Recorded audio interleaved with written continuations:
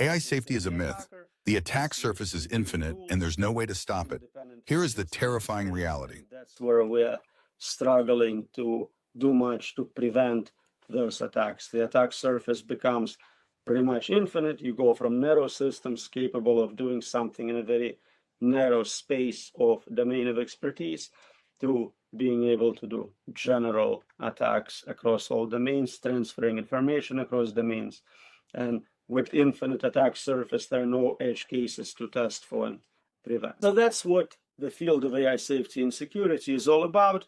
We want to combine the already existing expertise we have in cybersecurity, securing systems, securing models, securing weights from foreign attackers, modifying them, putting backdoors in them, just stealing them, with concerns about AI itself as a threat, as an agent we need to worry about.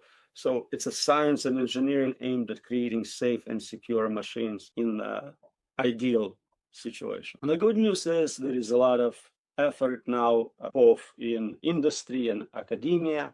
There is also political will to create safety institutes, though lately they've been changing a little bit more in terms of addressing security aspects, not so much safety aspects of the systems. But there is definitely a lot more people working for different organizations now, either evaluating models or trying to come up with new safety tools for them.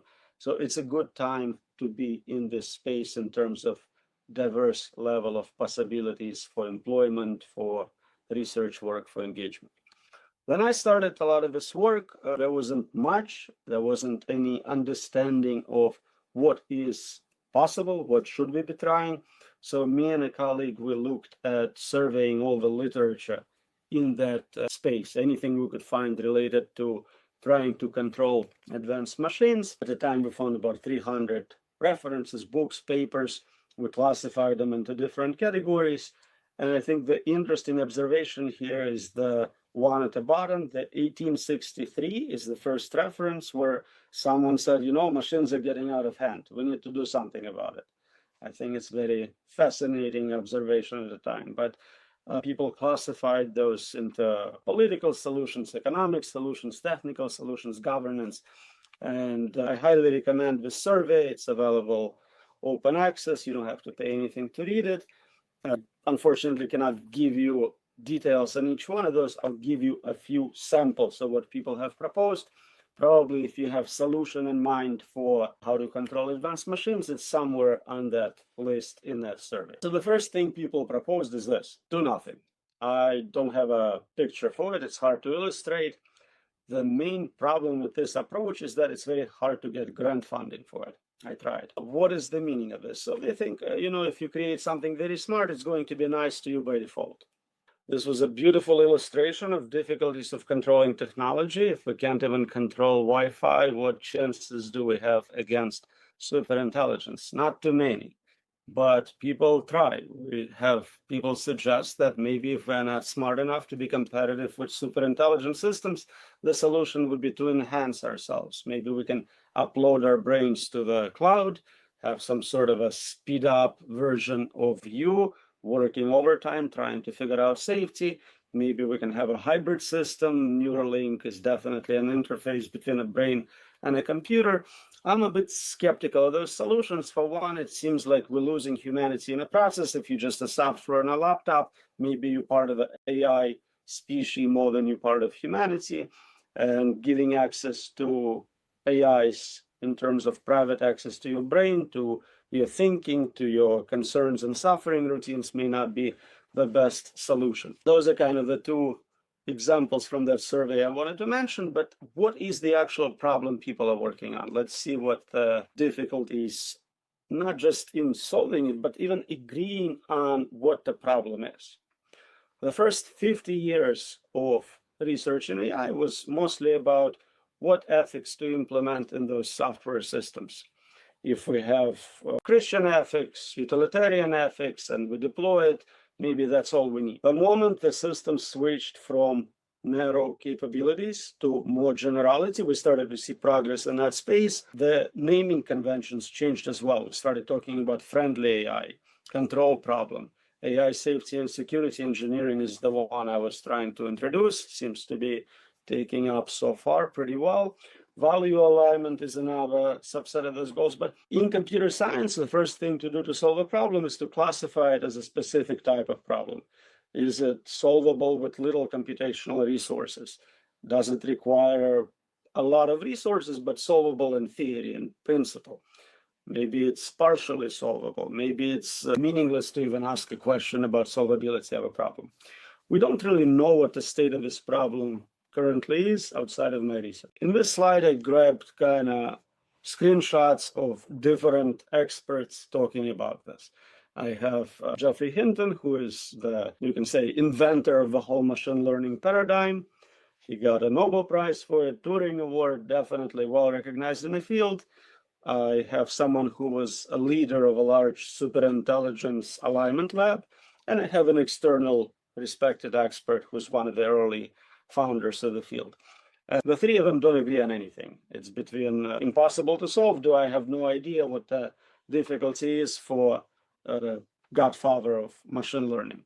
So that's where my research begins. I look at, well, if I want to solve control problem for agents, I need a toolbox of capabilities. I need to be able to explain how they work, understand those explanations. I need to be able to predict specifics of what they're going to do to achieve a specific goal, not just the final terminal goal, but details.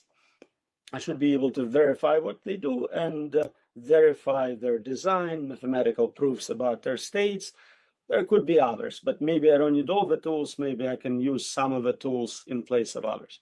So let's look at each one in some detail. Each one of us is a published paper. You can look up the paper, but just to give you a general idea. The full explanation for how an AI model makes its decisions is the model itself.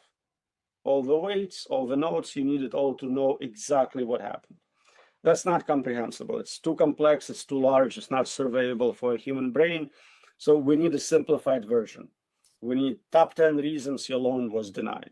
And it's useful information, but it's kind of like lossy compression. You lose a lot of important detail in that process, and a lot of safety issues can arise as a result. Another desirable tool is be able to predict how a system will be achieving a certain goal. Let's look at an example we fully understand, which is chess playing. We know we have super intelligent chess players out there in terms of software. No human can defeat them.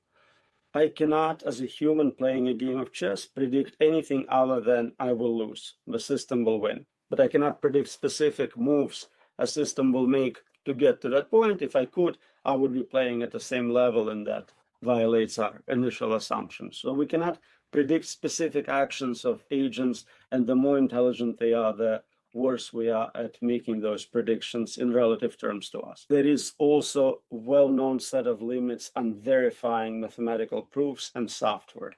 For mission-critical software, for small functions, for static code, we know how to sort of verify that code matches design. But for systems which learn, change, self-modify, self-improve, interact with humans, subject to malevolent forces, adversarial contact, we have no idea how to do any sort of verification of their consistent behavior and reliance on initial safety principles. We also have hard time monitoring those systems. They're very fast, as we discussed. It's hard for a human in the loop to understand what's going on. The complexity is too big.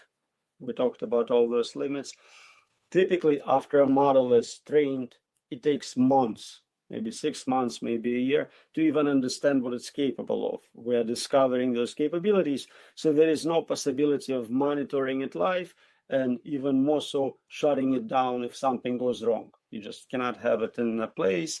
And some people suggested having other AIs as assistants monitoring more complex ones, but in that more complex chain of monitoring, it's even easier to hide certain undesirable behaviors. So if technical solutions are not looking promising so far, maybe we can do something with governance. But of course, we know that governance of technology also rarely works. Usually it's behind. We see it in the crypto economy. It's usually many years behind. But also, it doesn't actually solve the problem completely. So computer viruses are illegal, spam is illegal. that doesn't stop those things from showing up on your computer.